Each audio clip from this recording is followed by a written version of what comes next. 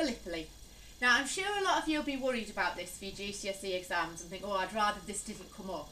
But actually it's not that difficult, so just open your minds to it and then just listen to what I say here. Now you already know that what happened in terms of the First World War was all of the countries in the alliance systems had empires.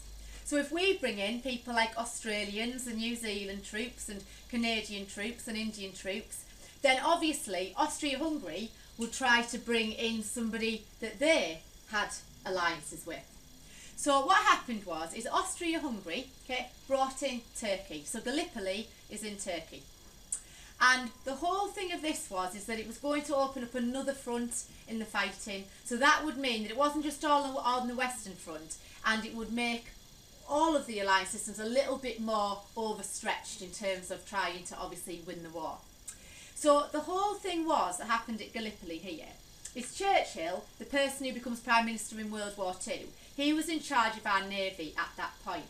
And he hoped that what could happen at Gallipoli was that they could knock the Turks out of the war, and then would be able to supply Russia, who was in our alliance system as well, so get through and supply those. And he thought that that would be fairly straightforward using our navy.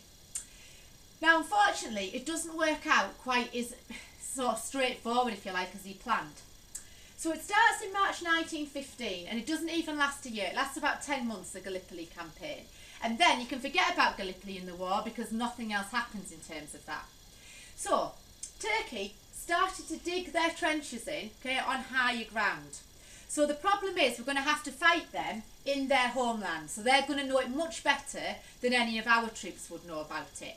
And the people who were fighting for us over in Gallipoli, yes, there was British troops, but it was mainly Anzac troops. So they were the ones like from New Zealand and Australia, places like that. So what happens in terms of Gallipoli then? They've got the best position up on higher ground.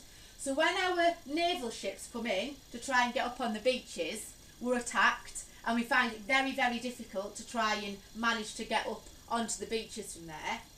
And some submarines were sunk by the British, and they sank some of the Turkish ships, which was good because obviously we managed to do that. But we found it very, very hard to stay and make, a hold in terms of like trench warfare here.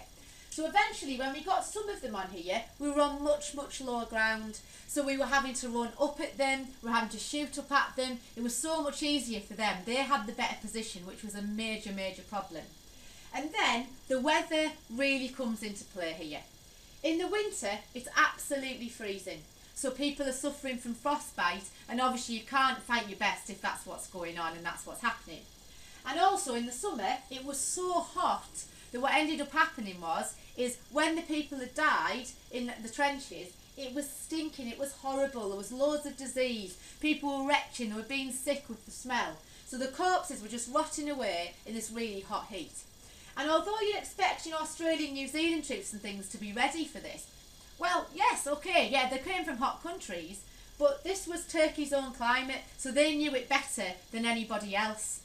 So really, it was a complete and utter disaster what happened at Gallipoli.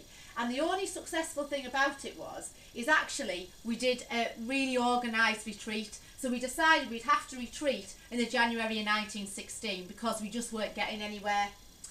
And Churchill was in charge of the Navy at the time. And because this had been a complete and utter disaster, he hadn't managed to go through and supply Russia like he'd hoped. That hadn't been the case.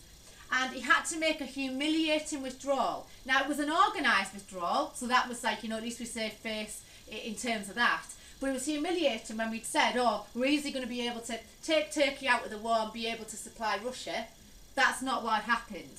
And actually, Churchill loses his job over this, is the person in charge of the Navy, and he's so annoyed with himself, he actually signs up and goes to war and starts fighting on the Western Front in the First World War.